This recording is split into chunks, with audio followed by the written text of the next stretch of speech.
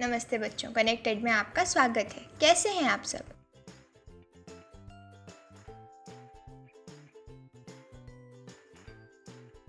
बच्चों, आज हम जाति, धर्म और लैंगिक मसले नामक पाठ पढ़ने वाले हैं। आज हम इस पाठ में निम्नलिखित चीज़ें सीखेंगे।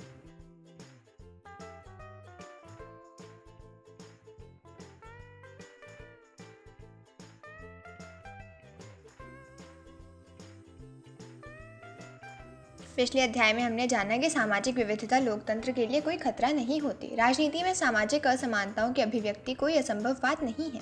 कई बार तो ये अभिव्यक्ति लोकतंत्र के लिए लाभकर भी होती है। इस अध्याय में हम विचार को भारत में लोकतंत्र के कामकाज के संदर्भ में जानने की कोशिश करेंगे। हम यहाँ सामाजिक बंटवारे और भेदभाव वाली 3 सामाजिक असमानताओं पर ध्यान देंगे। ये हैं लिंग, धर्म और जाति पर आधारित सामाजिक असमानताएं। ये असमानताएं कैसी हैं और किस तरह राजनीति में उपयोग होती हैं, हम इस पर बारी बारी से बात करेंगे।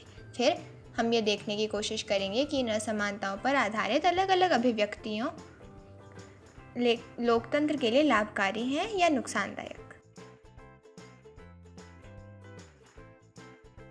निजी और सार्वजनिक का विभाजन।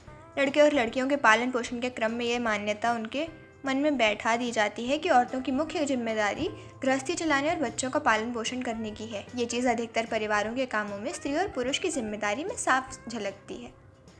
औरतें घर के अंदर का सारा कामकाज जैसे खाना बनाना, सफाई करना, कपड़े धोना और बच्चों की देखरेख करना आदि करती हैं, जबकि मर्द घर के बाहर का काम करते हैं। ऐसा नहीं है कि मर्द ये सारे काम नहीं कर सकते। दरअसल वे सोचते हैं कि ऐसे कामों को करना औरतों के जिम्मे है। पर जब सिलाई कटाई से लेकर इन्हें सारे कामों के लिए पैसे मिलते हैं तो मर्द खुशी खुशी यही काम घर के बाहर करते हैं। अधिकतर दर्जी या होटल के रसोइये पुरुष होते हैं। इसी प्रकार औरतें घर के बाहर का काम ना करती हों, ऐसा भी नहीं है।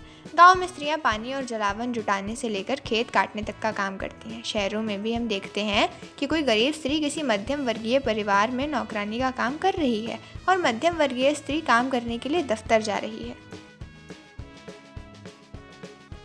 निजी और सार्वजनिक का विभाजन। लड़के और लड़कियों के पालन पोषण के क्रम में ये मान्यता उनके मन में बैठा दी जाती है कि औरतों की मुख्य जिम्मेदारी गृहस्थी चलाने और बच्चों का पालन पोषण करने की है। ये चीज़ अधिकतर परिवारों के कामों में स्त्री और पुरुष की जिम्मेदारी में साफ झलकती है।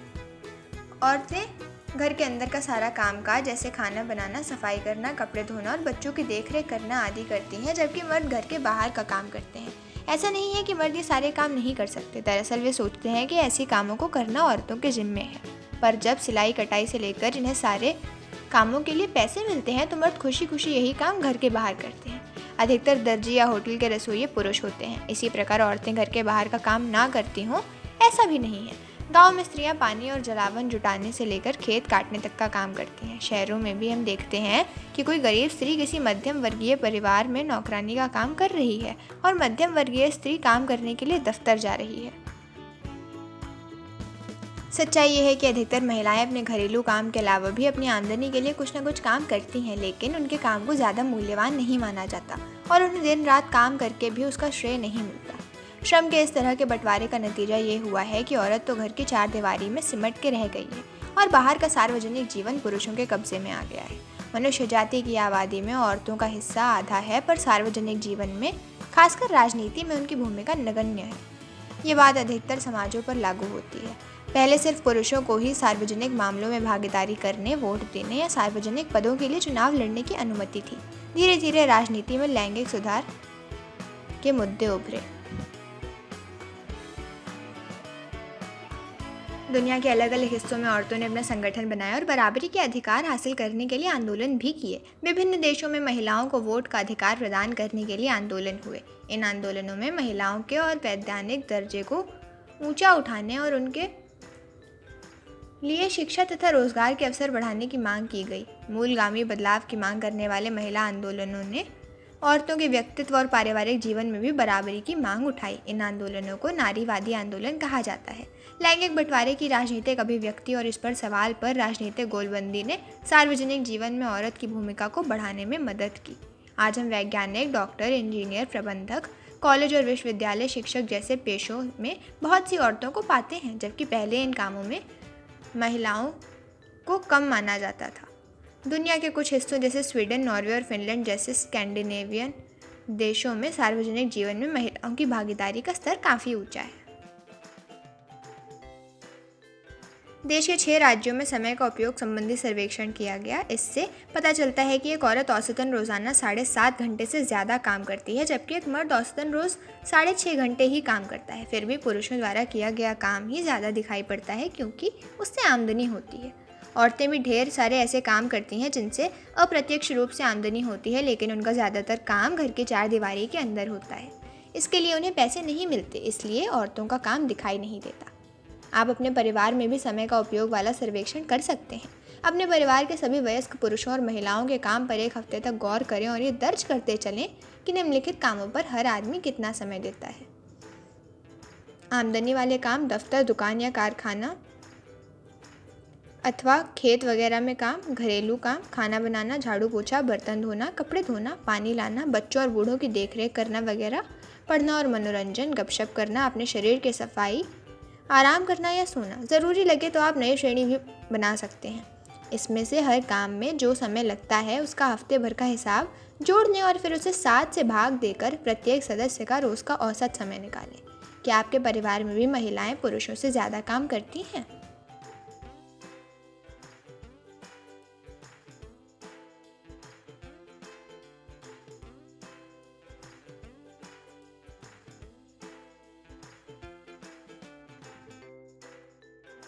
हमारे देश में आज़ादी के बाद से महिलाओं की स्थिति में कुछ सुधार हुआ है, पर वे अभी भी पुरुषों से काफ़ी पीछे हैं।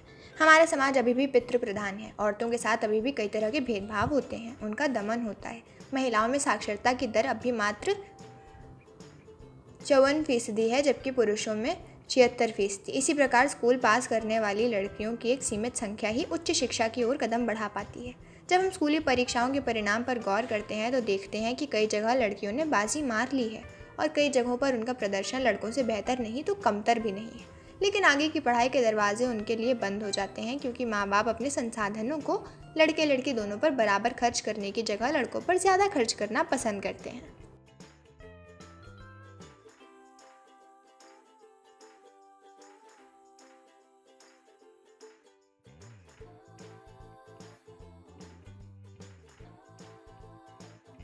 इस स्थिति के चलते अब भी ऊंची तनख्वाह वाले और ऊंचे पदों पर पहुंचने वाली महिलाओं की संख्या बहुत ही कम है। भारत में औसतन एक स्त्री एक पुरुष की तुलना में रोजाना 1 घंटा ज़्यादा काम करती है, पर उसको ज़्यादातर काम के लिए पैसे नहीं मिलते, इसलिए अक्सर उसके काम को मूल्यवान नहीं माना जाता। समान मजदूरी से संबंधित अधिनियम में कहा गया है कि समान काम के लिए समान मजदूरी दी जाएगी। बहरहाल, काम के हर क्षेत्र में यानी खेल कूद को दुनिया से लेकर सिनेमा के संसार तक और कल कारखानों से लेकर खेत खलिहान तक महिलाओं को पुरुषों की तुलना में कम मजदूरी मिलती है, भले ही दोनों ने समान काम किया हो।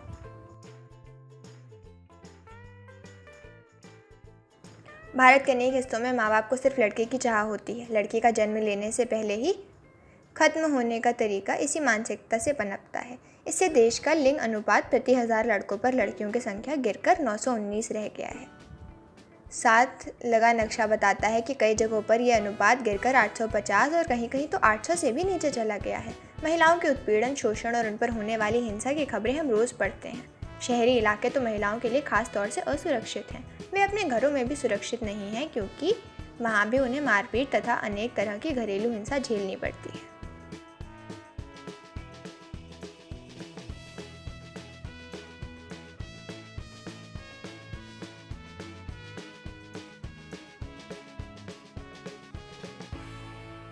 महिलाओं का राजनीतिक प्रतिनिधित्व। ये कोई छुपी हुई बात नहीं है कि औरतों की भलाई या उनके साथ समान व्यवहार वाले मुद्दों पर पर्याप्त ध्यान नहीं दिया जाता। इसी के चलते विभिन्न नारीवादी समूह और महिला आंदोलन इस निष्कर्ष पर पहुंचे हैं कि जब तक औरतों का सत्ता पर नियंत्रण नहीं होगा, तब तक इस समस्या का खात्मा नहीं हो सकता। इस लक्ष्य को हासिल करने का एक तरीका ये है कि जनता द्वारा चुने हुए प्रतिनिधियों में महिलाओं की हिस्सेदारी बढ़ाई जाए। भारत की विधायिका में महिला प्रतिनिधियों का अनुपात बहुत ही कम है। जैसे लोकसभा में महिला सांसदों की संख्या पहली बार 2019 में ही 14.36% तक पहुंच सकी है। राज्यों की विधानसभाओं में उनका प्रतिनिधित्व 5% से भी कम है। इस मामले में भारत का नंबर दुनिया के देशों में काफ़ी नीचे है। भारत इस मामले में अफ्रीका और लैटिन अमेरिका के कई विकासशील देशों से भी पीछे है। कभी कभार कोई महिला प्रधानमंत्री या मुख्यमंत्री की कुर्सी तक आ गई है, पर मंत्रिमंडलों में पुरुषों का ही वर्चस्व रहा है।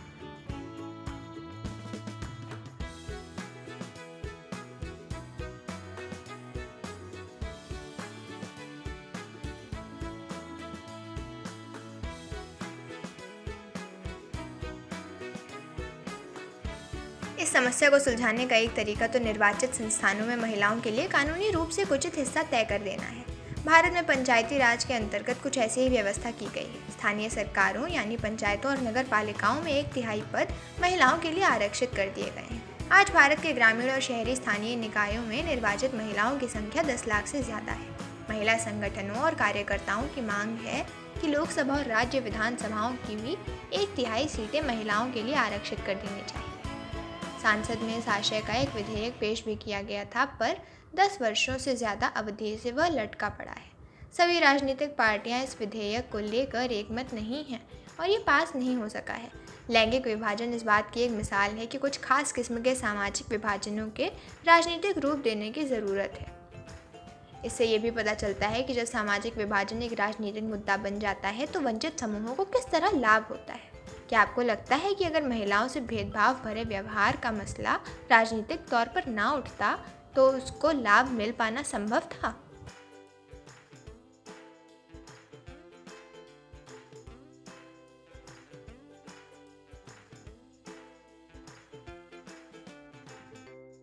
धर्म, सांप्रदायिकता और राजनीति। आइए अब एकदम अलग किस्म के सामाजिक विभाजन की चर्चा करें, यानी धार्मिक अंतरों पर आधारित विभाजन की।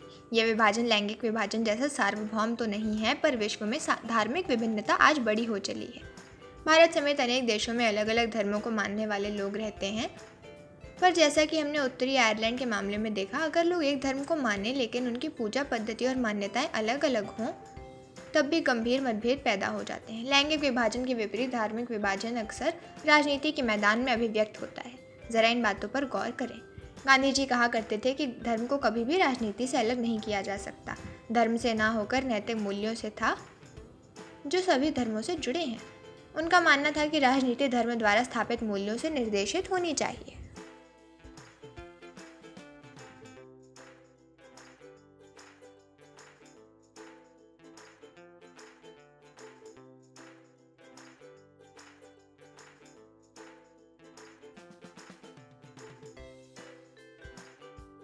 अपने देश के मानव अधिकार समूहों का कहना है कि इस देश से सांप्रदायिक दंगों में मरने वाले ज़्यादातर लोग अल्पसंख्यक समुदायों के हैं। उनकी मांग है कि सरकार अल्पसंख्यकों की रक्षा के लिए विशेष कदम उठाए। महिला आंदोलन का कहना है कि सभी धर्मों में वर्णित पारिवारिक कानून महिलाओं से भेदभाव करते हैं। इस आंदोलन की मांग है कि सरकार को इन कानूनों को समतामूलक बनाने के लिए उनमें बदलाव लाने चाहिए। ये सभी मामले धर्म और राजनीति से जुड़े हैं, पर ये बहुत गलत या खतरनाक भी नहीं लगते। विभिन्न धर्मों से निकले विचार, आदर्श और मूल्य राजनीति में एक भूमिका निभा सकते हैं। लोगों को एक धार्मिक समुदाय के तौर पर ज़रूरतों, हितों और मांगों को राजनीति में उठाने का अधिकार समुदाय के तौर पर होना चाहिए। जो लोग राजनीतिक सत्ता में हों उन्हें धर्म के कामकाज पर नज़र रखनी चाहिए, और अगर वह किसी के साथ भेदभाव करता है या किसी के दमन में सहयोगी की भूमिका निभाता है तो इसे रोकना भी चाहिए। अगर शासन सभी धर्मों के साथ समान बर्ताव करता है तो उसके ऐसे कामों में कोई बुराई नहीं है।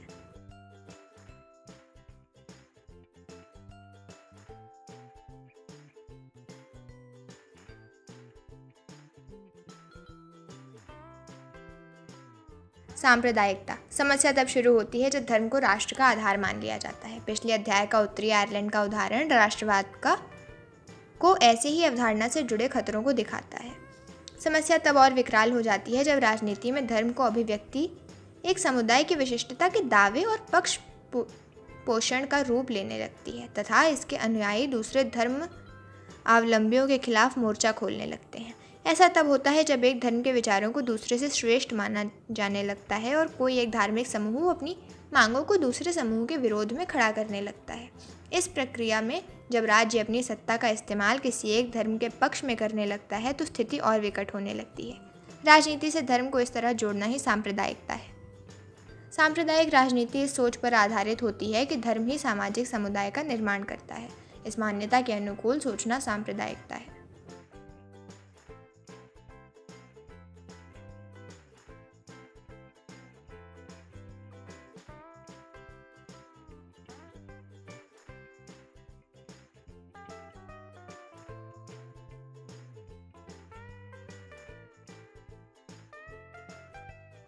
इस सोच के अनुसार एक खास धर्म में आस्था रखने वाले लोग एक ही समुदाय के होते हैं। उनके मौलिक हित एक जैसे होते हैं तथा समुदाय के लोगों के आपसी मतभेद सामुदायिक जीवन में कोई अहमियत नहीं रखते। इस सोच में ये बात भी शामिल है कि किसी अलग धर्म को मानने वाले लोग दूसरे सामाजिक समुदाय का हिस्सा नहीं हो सकते। अगर विभिन्न धर्मों के लोगों की सोच में कोई समानता दिखती है तो ऊपरी और बेईमानी होती है। अलग अलग धर्मों के लोगों के हित तो अलग अलग होंगे ही और उनमें टकराव भी होगा। सांप्रदायिक सोच सब ज़्यादा आगे बढ़ती है तो उसमें ये विचार जुड़ने लगता है कि दूसरे धर्मों के अनुयायी एक ही राष्ट्र में समान नागरिक के तौर पर नहीं रह सकते। इस मानसिकता के अनुसार या तो एक समुदाय के लोगों को दूसरे समुदाय के वर्चस्व में रहना होगा या फिर उनके लिए अलग राष्ट्र बनाना होगा।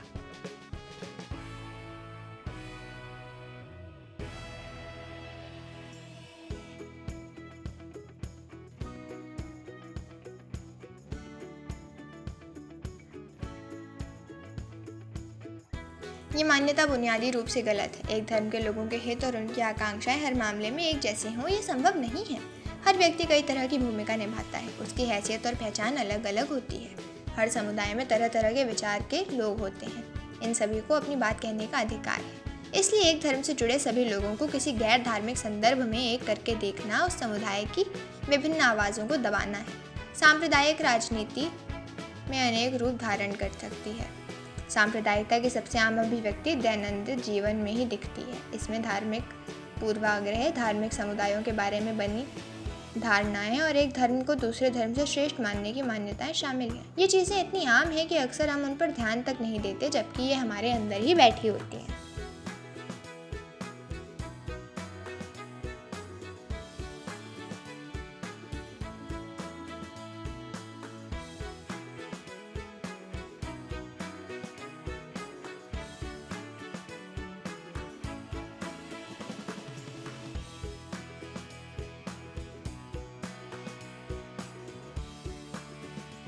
सांप्रदायिक सोच अक्सर अपने धार्मिक समुदाय का राजनीतिक प्रभुत्व स्थापित करने की फिराक में रहती है। जो लोग बहुसंख्यक समुदाय के होते हैं उनकी ये कोशिश बहुसंख्यकवाद का रूप ले लेती है। जो अल्पसंख्यक समुदाय के होते हैं उनमें यह विश्वास अलग राजनीतिक इकाई बनाने की इच्छा का रूप ले लेता है। सांप्रदायिक आधार पर राजनीतिक गोलबंदी सांप्रदायिकता का दूसरा रूप है। इसमें धर्म के पवित्र प्रतीकों, धर्मगुरुओं, भावनात्मक अपील और अपने ही लोगों के मन में डर बिठाने जैसे तरीकों का उपयोग बहुत आम है। चुनावी राजनीति में एक धर्म के मतदाताओं की भावनाओं या हितों की बात उठाने जैसे तरीके अक्सर अपनाए जाते हैं। कई बार सांप्रदायिकता सबसे गंदा रूप लेकर संप्रदाय के आधार पर हिंसा, दंगा और नरसंहार कराती है। विभाजन के समय भारत और पाकिस्तान में भयावह सांप्रदायिक दंगे हुए थे। आज़ादी के बाद भी बड़े पैमाने पर सांप्रदायिक हिंसा हुई है।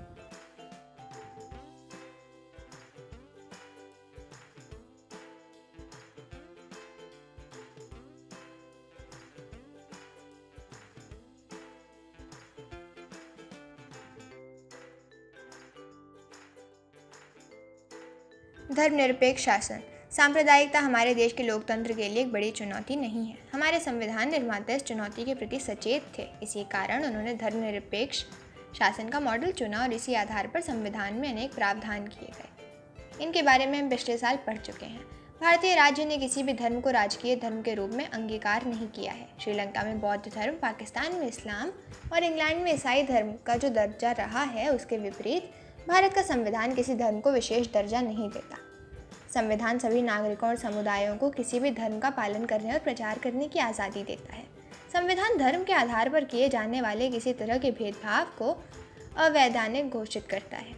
इसके साथ ही संविधान धार्मिक समुदायों में समानता सुनिश्चित करने के लिए शासन को धार्मिक मामलों में दखल देने का अधिकार देता है, जैसे ये छुआछूत की इजाज़त नहीं देता।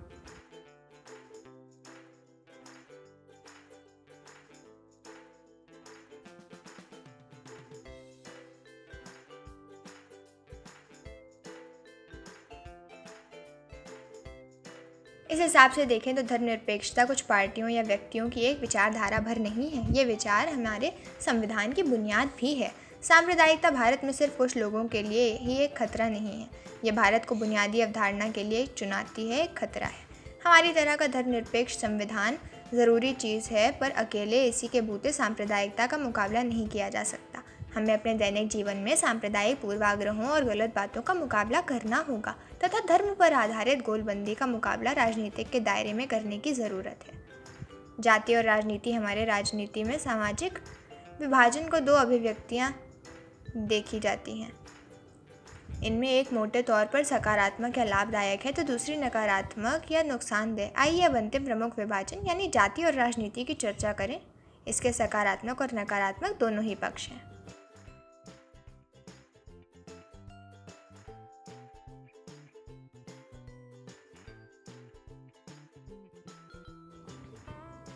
जातिगत असमानताएं। लिंग और धर्म पर आधारित विभाजन तो दुनिया भर में है, पर जाति पर आधारित विभाजन सिर्फ भारतीय समाज में ही देखने को मिलता है।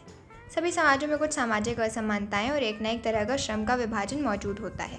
अधिकतर समाजों में पेशा परिवार की एक पीढ़ी से दूसरी पीढ़ी में जाता है, लेकिन जाति व्यवस्था इसका एक अतिवादी और स्थायी रूप है। अन्य समाजों में मौजूद असमानताओं से ये खास अर्थ में भिन्न है।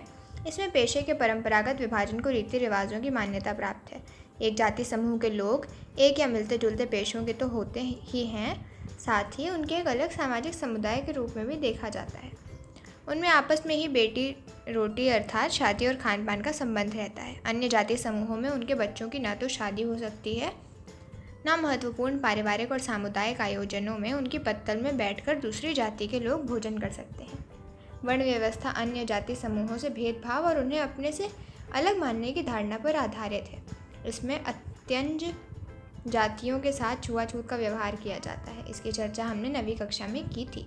यही कारण है कि ज्योतिबा फूले, महात्मा गांधी, डॉक्टर अंबेडकर और पेरियार रामास्वामी नायकर जैसे राजनेताओं और समाज सुधारकों ने जातिगत भेदभाव से मुक्त समाज व्यवस्था बनाने की बात की और उसके लिए काम भी किया।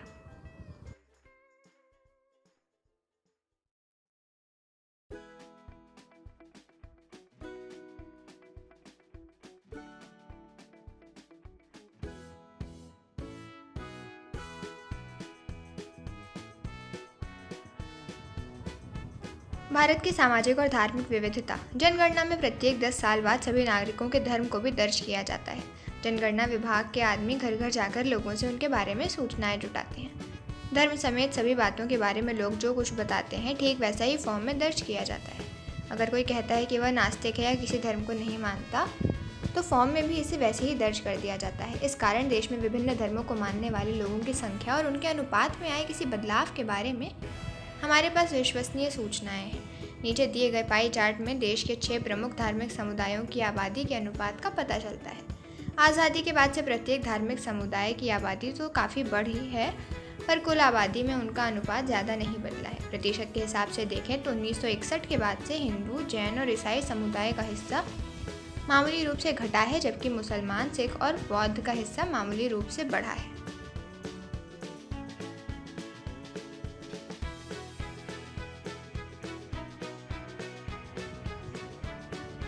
एक आम लेकिन भ्रांत धारणा यह है कि देश की आबादी में मुसलमानों का प्रतिशत इतना बढ़ जाएगा कि दूसरे धार्मिक समुदाय इससे पीछे हो जाएंगे। प्रधानमंत्री द्वारा नियुक्त उच्च स्तरीय समिति, इसे सच्चर समिति के नाम से जाना गया, के आकलन से स्पष्ट होता है कि मुस्लिम आबादी का अनुपात थोड़ा ज़रूर बढ़ेगा, लेकिन अगले 50 सालों में भी ये बढ़कर 3-4% तक ही रहेगा। इससे साबित होता है कि एक व्यापक फलक पर विभिन्न धार्मिक समुदायों के अनुपात में कोई बड़ा उलटफेर नहीं होने वाला।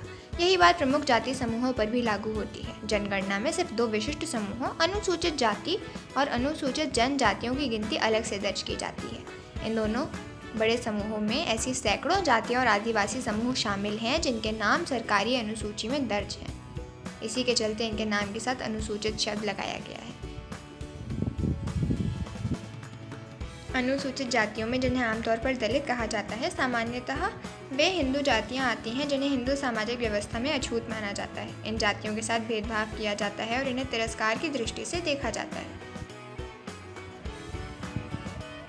अनुसूचित जनजातियों में, जिन्हें आमतौर पर आदिवासी कहा जाता है, वे समुदाय शामिल हैं जो अमूमन पहाड़ी और जंगली इलाकों में रहते हैं और जिनका बाकी समाज में ज़्यादा मेल जोल नहीं था। 2011 में देश की आबादी में अनुसूचित जातियों का हिस्सा 16.6% और अनुसूचित जनजातियों का हिस्सा 8.6% था। जनगणना में अभी तक अन्य पिछड़ी जातियों की गिनती नहीं की जाती। इनकी चर्चा हमने 9वीं कक्षा में समुदायों में की थी। पूरे देश में इनकी आबादी कितनी है? भारत में विभिन्न धार्मिक समुदायों की आबादी, इस बात को लेकर कोई एक स्पष्ट अनुमान नहीं है। राष्ट्रीय नमूना सर्वेक्षण 2004 से 5 का अनुमान है कि इनकी आबादी करीब 41% है। इस प्रकार मुल्क की आबादी में अनुसूचित जातियों, अनुसूचित जनजातियों और अन्य पिछड़ी जातियों का हिस्सा लगभग 2/3 तथा हिंदुओं की आबादी का लगभग 3/4 है।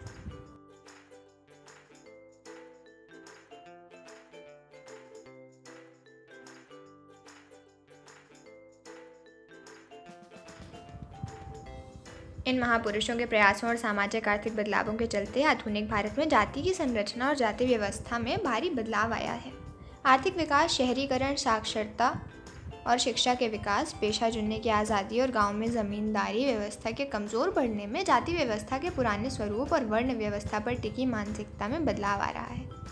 शहरी इलाकों में तो अब ज़्यादातर इस बात का कोई हिसाब नहीं रखा जाता कि ट्रेन या बस में आपके साथ कौन बैठा है या रेस्टोरेंट में आपकी मेज पर बैठकर खाना खा रहे आदमी की जाति क्या है। संविधान में किसी भी तरह के जातिगत भेदभाव का निषेध किया गया है। संविधान ने जाति व्यवस्था से पैदा हुए अन्याय को समाप्त करने वाली नीतियों का आधार तय किया है। अगर 100 साल पहले का कोई व्यक्ति एक बार फिर भारत लौटकर आए तो यहाँ हुए बदलावों को देखकर हैरान रह जाएगा।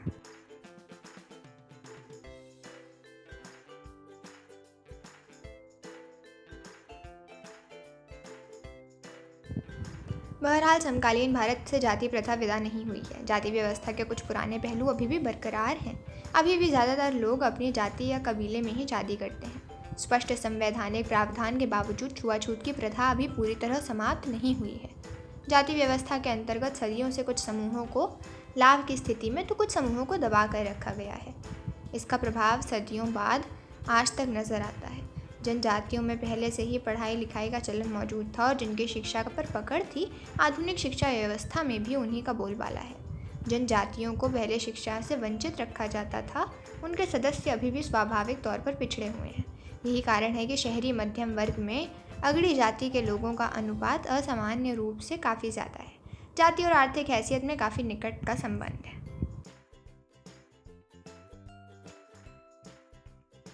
राजनीति में जाति सांप्रदायिकता की तरह जातिवाद भी इस मान्यता पर आधारित है कि जाति ही सामाजिक समुदाय के गठन का एकमात्र आधार है। इस चिंतन पद्धति के अनुसार एक जाति के लोग एक स्वाभाविक सामाजिक समुदाय का निर्माण करते हैं और उनके हित एक जैसे होते हैं तथा दूसरी जाति के लोगों से उनके हितों का कोई मेल नहीं होता। जैसा कि हमने सांप्रदायिकता के मामले में देखा है, ये मान्यता हमारे अनुभव से पुष्ट नहीं होती। हमारे अनुभव बताते हैं कि जाति हमारे जीवन का एक पहलू ज़रूर है, लेकिन यही एकमात्र या सबसे ज़्यादा महत्वपूर्ण पहलू नहीं है। राजनीति में जाति अनेक रूप से ले सकती है। जब पार्टियां चुनाव के लिए उम्मीदवारों के नाम तय करती हैं तो चुनाव क्षेत्र के मतदाताओं को जातियों का हिसाब ध्यान में रखना होता है ताकि उन्हें चुनाव जीतने के लिए ज़रूरी वोट मिल जाए। जब सरकार का गठन किया जाता है तो राजनीतिक दल इस बात का ध्यान रखते हैं कि उसमें विभिन्न जातियों और कबीलों के लोगों को उचित जगह दी जाए। जातिगत असमानता। आर्थिक असमानता का एक महत्वपूर्ण आधार जाति भी है, क्योंकि इससे विभिन्न संसाधनों तक लोगों की पहुंच निर्धारित होती है। उदाहरण के लिए पहले अछूत कही जाने वाली जातियों के लोगों को ज़मीन रखने का अधिकार नहीं था, जबकि कथित द्विज जातियों को ही शिक्षा पाने का अधिकार था। आज जाति पर आधारित इस किस्म की औपचारिक और प्रकट असमानताएं तो गैर कानूनी हो गई हैं, पर सदियों से जिस व्यवस्था ने कुछ समूहों को लाभ या घाटे की स्थिति में बनाए रखा है, उसका संचित असर अभी भी महसूस किया जा सकता है। इतना ही नहीं, इस बीच नई तरह की असमानताएं भी उभरी हैं। निश्चित रूप से जाति और आर्थिक हैसियत की पुरानी स्थिति में काफ़ी बदलाव आया है। आज ऊंची या नीची किसी भी जाति में बहुत अमीर और गरीब लोग देखे जा सकते हैं।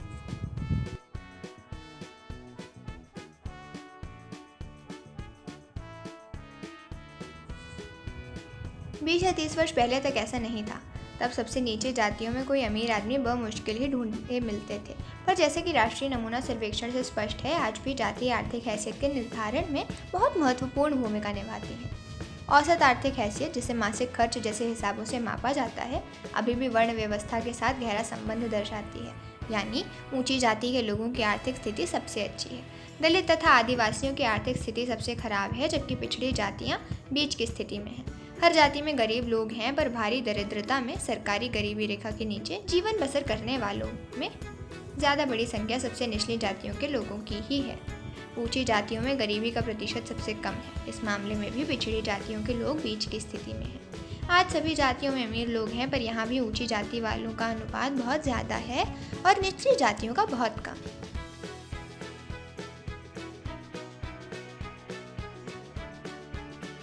राजनीतिक पार्टियों के उम्मीदवार को कई चीज़ों का सामना करना पड़ता है। ये अलग जातियों से समर्थन हासिल करने के लिए जातिगत भावनाओं को उकसाते हैं।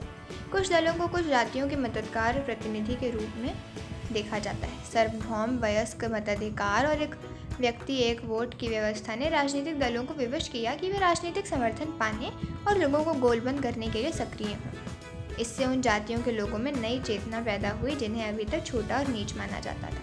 राजनीति में जाति पर जोर देने के कारण कई बार ये धारणा बन सकती है कि चुनाव जातियों का खेल है, कुछ और नहीं। ये बात सच नहीं है। जरा इन चीज़ों पर गौर कीजिए। देश के किसी भी एक संसदीय चुनाव क्षेत्र में किसी एक जाति के लोगों का बहुमत नहीं है।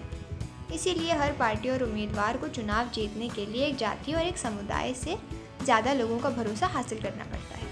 कोई भी पार्टी किसी एक जाति या समुदाय के सभी लोगों का वोट हासिल नहीं कर सकती। जब लोग किसी जाति विशेष को किसी एक पार्टी का वोट बैंक कहते हैं तो इसका मतलब ये होता है कि उस जाति के ज़्यादातर लोग उसी पार्टी को वोट देते हैं।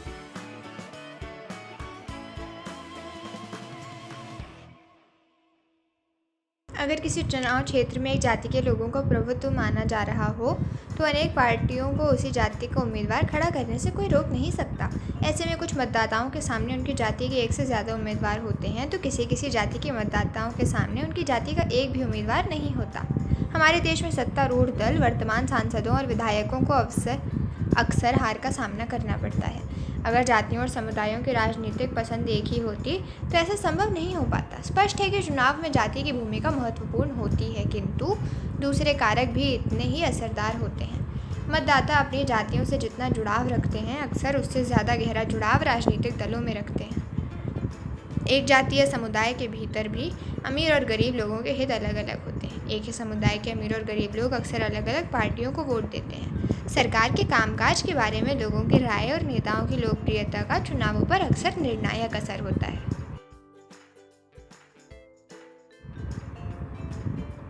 जाति के अंदर राजनीति। अभी तक हमने इसी चीज़ पर गौर किया है कि राजनीति में जाति की क्या भूमिका होती है, पर इसका ये मतलब नहीं है कि जाति और राजनीति के बीच सिर्फ एक तरफा संबंध है। राजनीति भी जातियों को राजनीति के अखाड़े में लाकर जाति व्यवस्था और जातिगत पहचान को प्रभावित करती है। इस तरह सिर्फ राजनीति ही जातिग्रस्त नहीं होती, जाति भी राजनीतिग्रस्त होती है। ये चीज़ अनेक रूप लेती है। हर जाति खुद को बड़ा बनाना चाहती है, सो पहले वह अपने समूह की जिन उप जातियों को छोटा या नीचा बताकर अपने से बाहर रखना चाहती है, अब उन्हें अपने साथ लाने की कोशिश करती है। चूँकि एक जाति अपने दम पर सत्ता पर कब्जा नहीं कर सकती, इसीलिए वह ज़्यादा राजनीतिक ताकत पाने के लिए दूसरी जातियों या समुदायों को साथ लेने की कोशिश करती है और इस तरह उनके बीच संवाद और मोलतोल होता है। राजनीति में नए किस्म के जातिगत गोलाबंदी भी हुई है, जैसे अगड़ा और पिछड़ा। इस प्रकार जाति राजनीति में कई तरह की भूमिकाएं निभाती है और एक तरह से यही चीज़ें दुनिया भर की राजनीति में चलती हैं। दुनिया भर में राजनीतिक पार्टियां वोट पाने के लिए सामाजिक समूहों और समुदायों को गोलबंद करने का प्रयास करती रहती हैं। कुछ खास स्थितियों में राजनीति में जातिगत विभिन्नताएं और असमानताएं वंचित और कमज़ोर समुदायों के लिए अपनी बातें बढ़ाने और सत्ता में अपनी हिस्सेदारी मांगने की गुंजाइश भी पैदा करती हैं।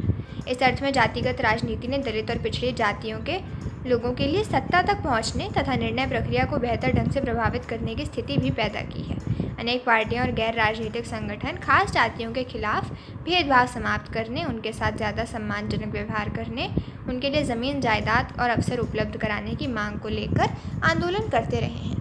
पर इसके साथ ही ये भी सच है कि सिर्फ जाति पर जोर देना नुकसानदेह हो सकता है। जैसा कि धर्म के मसले से स्पष्ट होता है, सिर्फ जातिगत पहचान पर आधारित राजनीति लोकतंत्र के लिए शुभ नहीं होती। इससे अक्सर गरीबी, विकास, भ्रष्टाचार जैसे ज़्यादा बड़े मुद्दों से लोगों का ध्यान भी भटकता है। कई बार जातिवाद तनाव, टकराव और हिंसा को भी बढ़ावा देता है।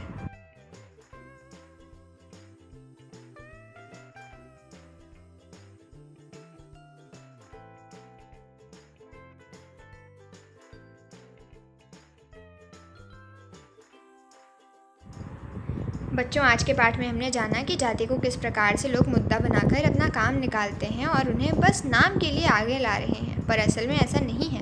हमने देखा कि किस प्रकार हमारे भारत में कई धर्मों को मान्यता दी जाती है और हर धर्म को अपनाया गया है, पर राजनीति भी धर्म के नाम पर होती है। हमने जाना कि किस प्रकार आदमी और औरत में भेदभाव होते हैं, भले ही वो दोनों सामान्य काम करें, पर हमेशा औरतों को पुरुषों से कम ही माना जाता है। तो बच्चों, अब हम इस पाठ के कुछ कठिन शब्दों के अर्थ देखेंगे।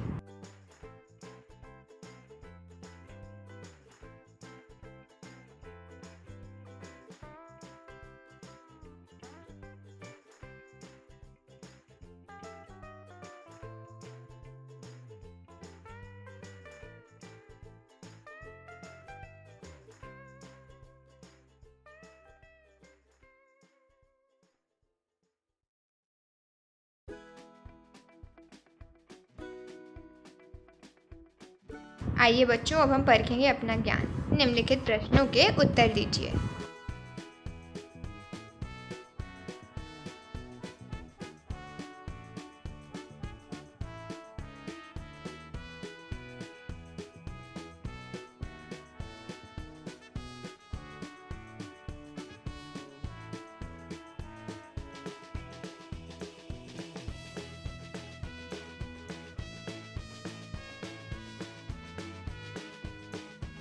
ये हैं जवाब।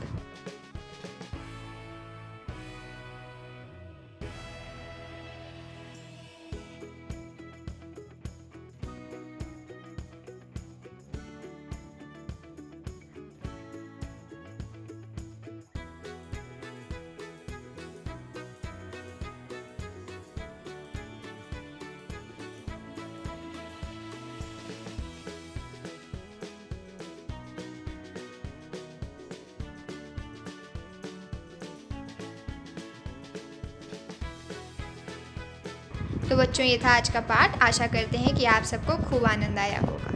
आज की कक्षा यहीं समाप्त हुई। अगली कक्षा में मिलते हैं एक नए पाठ के साथ। धन्यवाद।